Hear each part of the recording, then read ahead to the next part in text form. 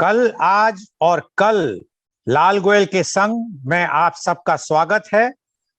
आज इस प्रोग्राम में ये प्रोग्राम का सीधा प्रसारण V4 news, global TV, V4 stream, news गांव से, संवाद सरोकार news, organ donation India foundation और ज्ञान द्वारा ये प्रायोजित प्रोग्राम है। आज हमारे मध्य उपस्थित हैं Shri Ajit Kulshreshtha. Shri Ajit Kulshreshtha farmer additional director general CRPF हैं। आपने BSc बायोलॉजी में और मास्टर इकोनॉमिक्स में MA इकोनॉमिक्स में किया KR कॉलेज मथुरा से सन 1974 में। आपने internal security academy ISA join किया माउंट आबू में 1976 में। आप आजकल लीगल प्रैक्टिस कर रहे हैं एज एन वकील की तरह, एडवोकेट हैं आप सुप्रीम कोर्ट में दिल्ली में। आप ने अपने सेवा कार्य के समय में मिजोरम, आसाम, मणिपुर, त्रिपुरा, मेघालय, कश्मीर वैली, पंजाब, उड़ीसा, वेस्ट बंगाल और काफी जगह अलग अलग पदों पे रह के कार्य किया और बहुत चैलेंजिंग, बहुत ही जो कठिन कार्य भी थे, जो असाइनमेंट आते थे, उनको आपने बड़ी ही सरलता से निभाया। बहुत ही ज्यादा आपके ऊपर कई बार अटैक भी हुए मिलिटेंट्स और टेररिस्ट के द्वारा, और उसको आपने लेकिन अपनी बखूबी जो पुलिस की ड्यूटी थी वो पूरी तरह की। आपके ऊपर 2 बार आपके पे जानलेवा हमला हुआ बॉम्ब ब्लास्ट के द्वारा, लेकिन आपने उन्हें सबको सफलता से निरस्त किया, न्यूट्रलाइज किया, और इसके लिए आपको अवार्ड भी मिले। पुलिस के इस बहुत ही दुर्गम कार्य को आपने जिस तरह किया, उसके लिए आपको अवार्ड मिला, पराक्रम मेडल और police difficult duty service medal भी। आप एक बहुत ही वेल ट्रेन्ड पुलिस कमांडो रहे हैं अपने समय में, जो कि ब्लैक कैट के नाम से जो NSG की संस्था है, नेशनल सिक्योरिटी गार्ड में जो ब्लैक कैट कहलाते हैं, आप डेपुटेशन पे थे वहां पर, और आप 4 साल के टाइम सन 1992 से 1996 तक आप वहां पे डिप्यूटेड थे। मिस्टर अजीत जो हैं उन बहुत ही भाग्यशाली लोगों में हैं जो कि रैपिड एक्शन फोर्स के चीफ रहे, और जो कि बड़ी स्पेशलाइज्ड राइट कंट्रोल की, जो दंगे की कंट्रोल करने की संस्था है पुलिस की, उसके आप चीफ भी रहे। और आप जब उसके हेड थे तो इन्होंने एक RAF academy of public order management का इनका एक सपना था प्रोजेक्ट का बनाने का, और इनके दिमागी उपज थी जो कि अब मेरठ में आ गई है। आप 38 साल के आपके कार्यकाल में आपने अपना कार्य बहुत ही सफलता से सेंट्रल पुलिस ऑर्गेनाइजेशन में निभाया, और आपको इसके लिए काफी पदकों को भी सम्मानित किया गया। आपको पराक्रम medal police, special duty medal, internal security medal, 50 years of independence medal, police meritorious service and presidential police medal for distinguished services, जो आपने अच्छी इस तरह का अपना कार्य किया, उसके लिए आपको इसके नवाजा गया, जो कि पुलिस मेडल्स में सबसे हाईएस्ट होता है, वो भी आपको मिला। और इसके अलावा आपको बहुत ज्यादा प्रशंसित पत्र दिए गए, जो डायरेक्टर जनरल वगैरह के द्वारा। तो आज हम आपका बहुत बहुत स्वागत करते हैं अजीत कुलश्रेष्ठ जी अपने इस कार्यक्रम में। मैं अपने दर्शकों को बताना चाहता हूं कि ये कार्यक्रम कल से ही हमने हिंदी में शुरू किया। आप दर्शकों की बहुत ज्यादा मांग थी कि इसको शुरू किया जाए, क्योंकि इंग्लिश में हमारा media conference with Lal Goyal morning 10:30 to 12 आता है, लेकिन हिंदी में हाफ एन आवर का ये प्रोग्राम शुरू किया है, जिसमें हम एक गेस्ट को बुलाते हैं, एक अतिथि को, विशिष्ट अतिथि को बुलाते हैं, उसमें उनके अतीत के पन्नों को खंगालने की कोशिश करते हैं, उनसे उनके कल के बारे में पूछते हैं, आज के बारे में पूछते हैं, और आगे आने वाले कल के बारे में पूछते हैं। इसीलिए इस कार्यक्रम को हमने नाम दिया कल, आज और कल, लाल गोयल के संग। तो अब हम शुरू करते हैं कार्यक्रम। अजीत कुलशेष जी, आपका बहुत बहुत स्वागत है एक बार फिर से। मैं आपसे पूछना चाहता हूं कि आपका बचपन कहाँ कैसे बीता, प्रारंभिक शिक्षा कैसे हुई, किस तरह आपने अपने को इस लायक बनाया कि आप इतने पद तक पहुंचे। लेकिन अपने बचपन के बारे में पहले अगर आप बताएंगे तो हमारे दर्शकों को बहुत अच्छा लगेगा। अजीत कुलशेष जी। बहुत बहुत धन्यवाद लाल गोयल जी, और सभी दर्शकों को मेरा बहुत बहुत प्रणाम। बड़ी यादें होती हैं इतने साल में, मगर कभी कभी ऐसा लगता है कि कुछ पलों में सिमट के रह जाती है। मथुरा में जन्म हुआ, बड़ा भाग्यशाली समझता हूं मैं। शहर में हुआ, एक अच्छे वकील साहब के परिवार में, बड़ा परिवार जो होता था, और बीच की सामर्थ्य बोलेंगे, मिडिल क्लास। शहर बहुत प्यारा लगा मुझे, जहां मैं पैदा हुआ। कृष्ण की कृपा और सब में बड़ा प्रेम। काश सारे शहर वैसे ही हों जैसा मथुरा था, और अब कितना है मैं नहीं कह सकता।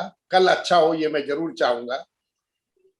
सेक्रेड हार्ट करके एक मात्र स्कूल हुआ करता था, तो बड़ी अच्छी जगह रही वो, वहां की मेरी शुरुआत हुई थी। तो उसमें थोड़ा अंग्रेजी सीखने वाले बच्चों में, जो उस जमाने में जरा कम हुआ करता था, परिवार में जो लोग अच्छे थे वहां बोलते थे। तो वहां से स्कूलिंग हुआ, और फिर मैंने 6 से लेकर और 12 तक किया इंटर कॉलेज, वहीं मथुरा में जो सबसे अच्छा कॉलेज है। उसके बाद वहीं कियार कॉलेज में ही ग्रेजुएशन किया है बायोलॉजी से, और उसके बाद मैंने एमए इकोनॉमिक्स किया है। तो स्कूल की यादें हैं, और थोड़ा सा मैं एक जहां बीज पड़े हैं जो मैंने सारी जिंदगी किया, उसका छोटा सा जिक्र करूंगा। छोटा छोटे बच्चे को पढ़ने का थोड़ा शौक था मुझे। तो किताबें आती थी, तो जिस दिन आती थी जब तक वो किताबें एक बार पूरी ऐसे ही न देख लेता था, मैं क्लासेस शुरू नहीं होती थी। मतलब जो साल भर पढ़ना है वो पहले दूसरे दिन में ही सारी किताबें कर लेते थे। माँ की प्रेरणा थी, वो बहुत अच्छी पढ़ी लिखी थी उस जमाने की।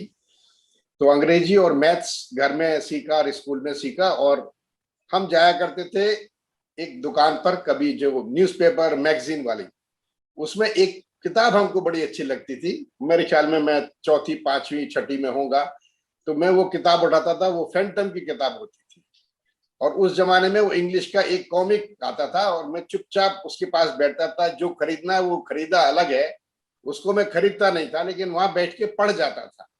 उसको भी मालूम था ये खरीदता नहीं है, पढ़ता, मगर वो, but that Phantom was there. I just wanted to be somebody like Phantom. वैसे ही लोगों की हेल्प करने के लिए जंगलों में जा रहे हैं, स्मार्ट भी है, घोड़ा भी है, और कुत्ता भी है, और बहुत कुछ करता है। मतलब he is a person who is a hero. तो वो एक अंदर कहीं वो सीट था।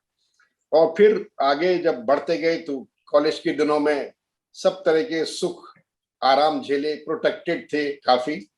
शहर भी अच्छा, परिवार भी अच्छा, तो ऐसा कुछ खास घटा नहीं जिसको हम याद रखें, अच्छे या बुरे के लिए। अच्छे के लिए तो था ही। एक चीज गई थी, एक चीज हमको बताई गई थी कि हम किसी जमींदार के या किसी बड़े बिजनेसमैन के बच्चे नहीं हैं। एक सीमा के बाद हमें खुद चलना सीखना होगा, इस समाज में खुद रहना होगा। तो मोटी सी बात ये थी कि अपने आप को किसी नौकरी के लिए तैयार करना था, और अगर नौकरी करनी थी तो फिर सरकारी करनी थी, और सरकारी में जो सबसे बढ़िया हो सकती है वो करनी थी। इतनी सी एक अरमान लेकर हमने कर लिया। कॉलेज में नाटकबाजी भी की, थोड़ी बहुत पॉलिटिक्स भी किया, सब तरह की चीजें देखी। हाँ, उस जमाने में एक चीज थी, पढ़ाई लिखाई के लिए स्पोर्ट्स का उतना ध्यान नहीं था। तब वही थ्योरी चलती थी, पढ़ोगे लिखोगे बनोगे नवाब, खेलोगे कूदोगे बनोगे गवार। तो वो उस चीज में हम बहुत अच्छे नहीं थे, ना किसी ने सिखाया ना कभी किया। म्यूजिक व्यूजिक थोड़ा बहुत जो शहर में होता है वो किया होगा। तो एमए करने के बाद समस्या ये थी कि क्या किया जाए। सिविल सर्विस की तैयारी कर सकते हैं, मैं उसमें आपके पास आऊंगा दोबारा। अजीत जी, बचपन में आप किस तरह का आपका था? आप नटखट थे, शरारती थे, या जिस तरह आप अब दबंग हैं? हालांकि आपने बताया कि आपको फैंटम से बहुत इंस्पिरेशन मिला, उसको आपने फॉलो किया, लेकिन जैसे बचपन होता है तो बच्चे कुछ नटखट भी होते हैं, शरारती भी होते हैं, और कुछ बच्चे बहुत चुप होते हैं। आपका क्या व्यक्तित्व था बचपन में, कुछ बताएंगे? बिल्कुल आपने, और सीधा तो खैर नहीं था और चुप भी नहीं था। आप नटखट जरूर रहा होगा, लेकिन जिसके घर में 8 बड़े भाई बहन हो, उसकी नटखटताई क्या आप समझ सकते हो क्या रिजल्ट होता होगा। वहां स्पेस ही नहीं था। हाँ, थोड़ा बहुत शरारत जरूर किया है, और मुझे अभी भी शरारती बच्चे बहुत पसंद हैं। कि बच्चा जब शरारत करता है तो उसका मतलब उसके अंदर कुछ ऊर्जा है। वैसे तो चुप बैठने वाले भी सफल हो जाते हैं। तो थे, मतलब हर चीज में हाथ मारने का शौक था।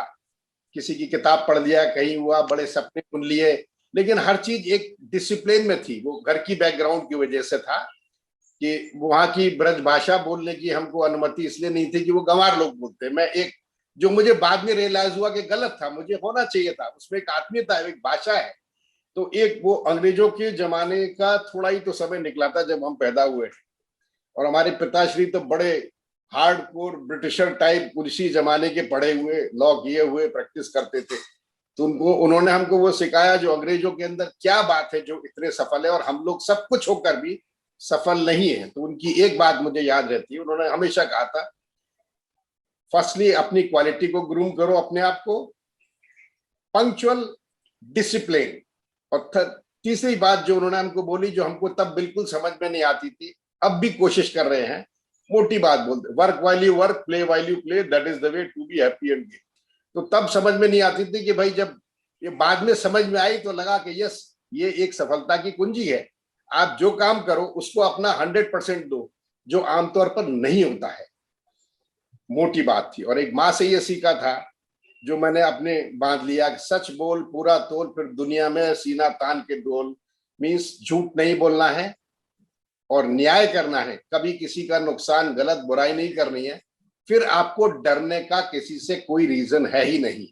और वो चीज मैंने आज तक उसके साथ में जी रहा हूं। तो मैंने सोचा मैं अपने साथियों के साथ शेयर कर लूं, कोई मुझसे यंग लोग हैं तो उनको लग जाए कि जीवन में कहीं अच्छी बातें अगर आप आत्मसात कर लेते हैं तो जीवन एक मुश्किलों में भी सरलता से निकल जाता है। नहीं, आपने बिल्कुल बहुत अच्छे ढंग से बताया, और ये दर्शाता है कि किस तरह आपके ऊपर आपके परिवार का बहुत ज्यादा प्रभाव था।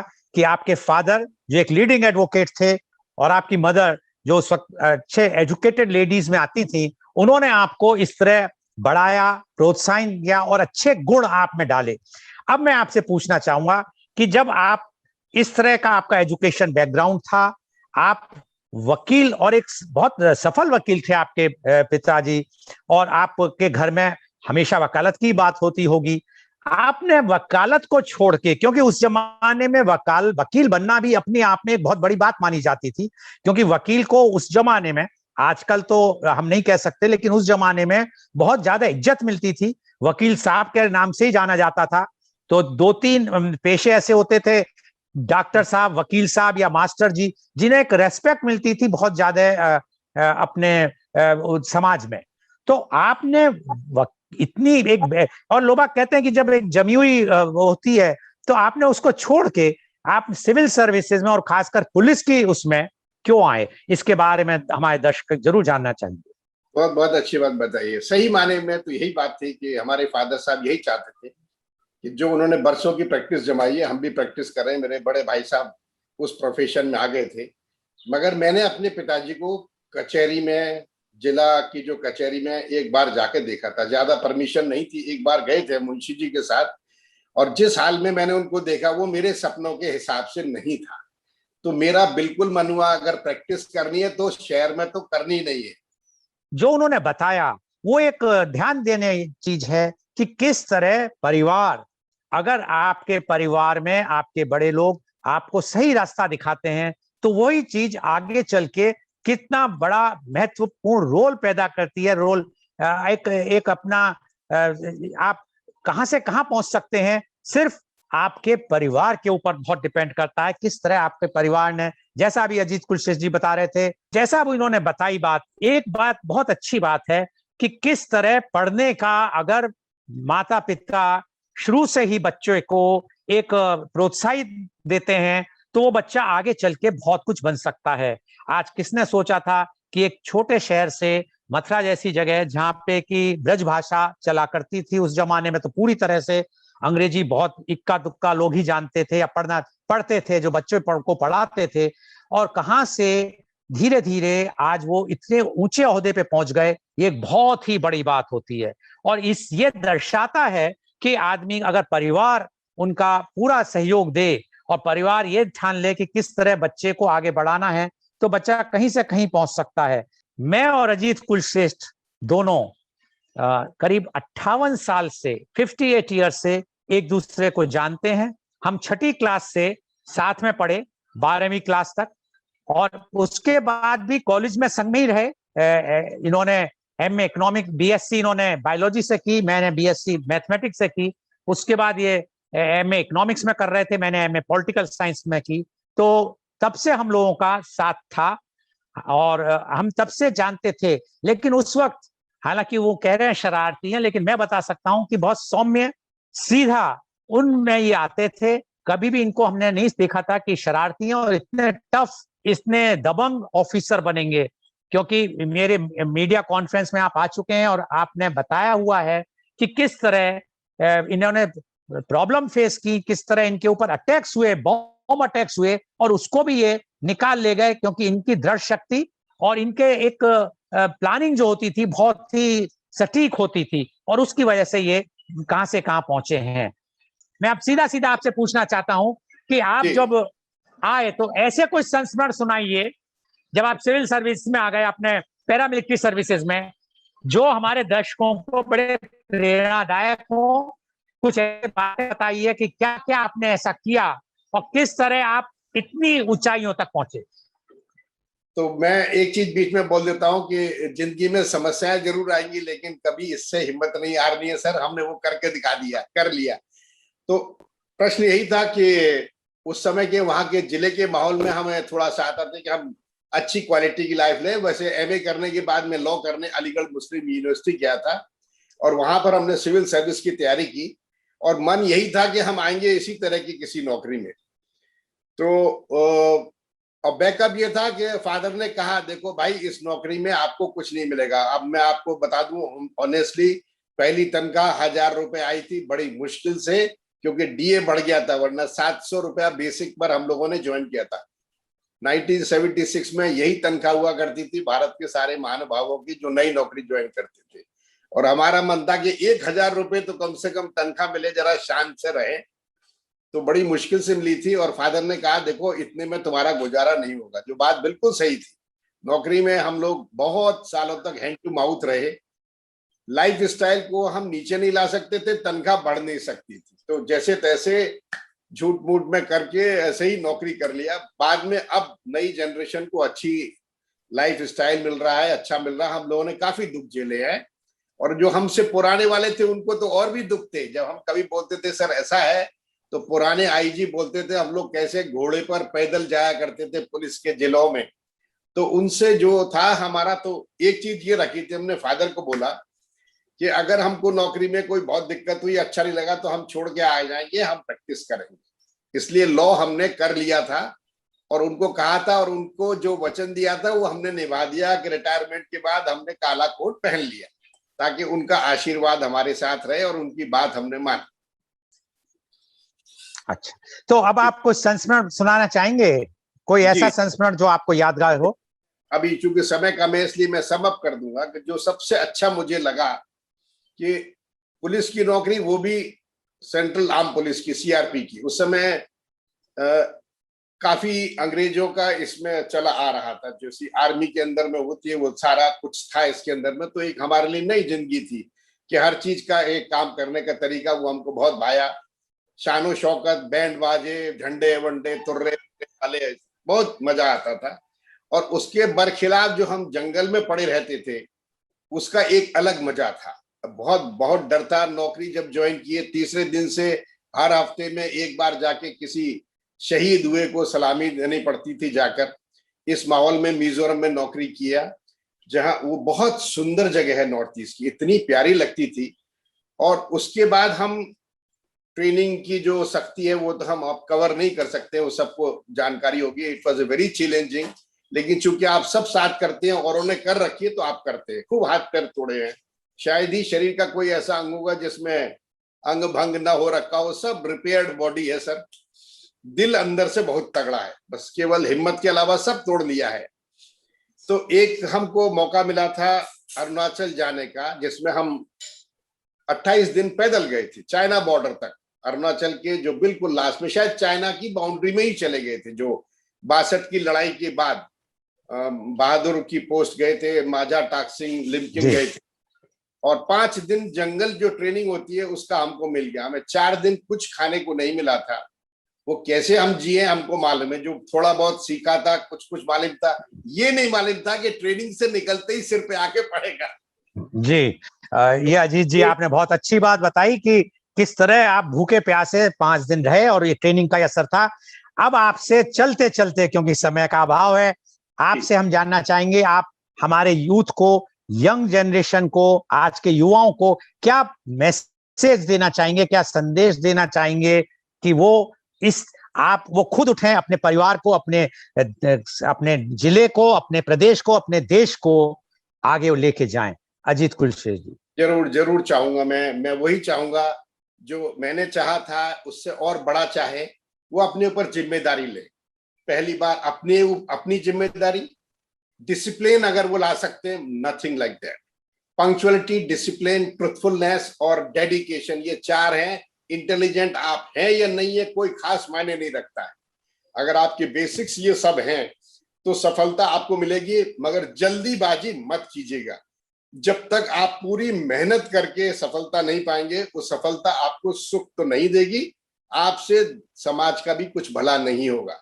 तो सपने देखें। सब लोग बोलते हैं बड़ा देख ले, उस तरफ चल जाए, कभी ना कभी आपको सफलता मिलेगी ही मिलेगी।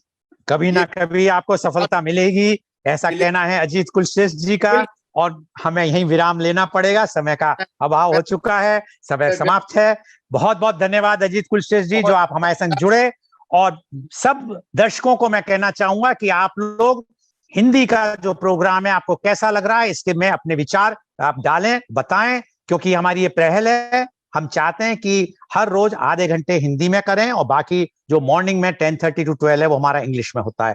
बहुत बहुत धन्यवाद। और आज का प्रोग्राम हमारा सीधा प्रसारण किया V4 news, global TV, V4 stream, news गांव से संवाद सरोकार न्यूज, और ये दिखाया गया फेसबुक और यूट्यूब पे भी। बहुत बहुत धन्यवाद अजीत कुलश्रेष्ठ जी, आपका हमारे साथ जुड़ने का बहुत बहुत धन्यवाद के लिए। और भी शुभकामनाएं। बहुत अच्छा किया सर। बहुत बहुत धन्यवाद।